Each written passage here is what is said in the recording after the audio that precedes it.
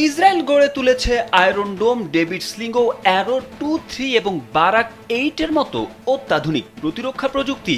অধিকৃত পুরো অঞ্চলের কোথাও যেন বহিঃশত্রুর ক্ষুদ্র রকেটও প্রবেশ করতে না পারে, সে লক্ষ্যেই এত আয়োজন।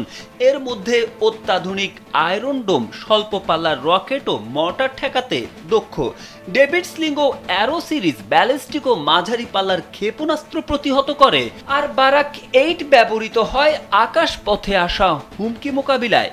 বহু স্তর বিশিষ্ট এসব সিস্টেম একসঙ্গে কাজ করে আকাশ পথে একটি দুর্ভেদ্য দেয়াল তৈরির লক্ষ্যে। কিন্তু ইরান এবার এসব প্রতিরক্ষা ভেদ করতে যে পদ্ধতি ব্যবহার করেছে তা ছিল প্রযুক্তি ও কৌশলের এক অসাধারণ মিশ্রণ। আর এটা ওইটা না, কাপড় ধোয়ার একটাই সলিউশন, চাকা অল ইন ওয়ান।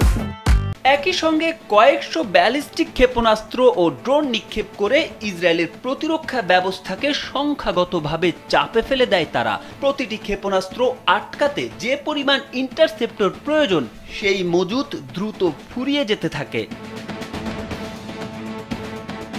এর পাশাপাশি ইরান ব্যবহার করে ফাত্তা 2 নামে হাইপারসনিক ক্ষেপণাস্ত্র, যা শব্দের চেয়ে 5 গুণ দ্রুত এবং যার গতিপথ অনির্দিষ্ট।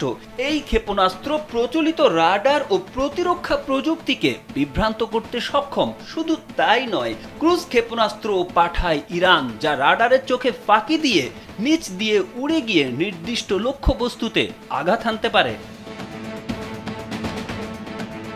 ইরান কৌশলগতভাবে ভুয়া লক্ষ্যবস্তু পাঠিয়ে ইসরায়েলের রাডার ও প্রতিরক্ষা নেটওয়ার্ককে বিভ্রান্ত করেছে। ফলে আসল ক্ষেপণাস্ত্রগুলো তুলনামূলক সহজেই লক্ষ্যবস্তুতে পৌঁছায়।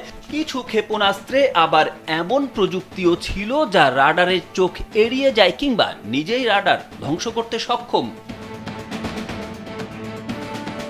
তারেক আহমেদ, কালবেলা।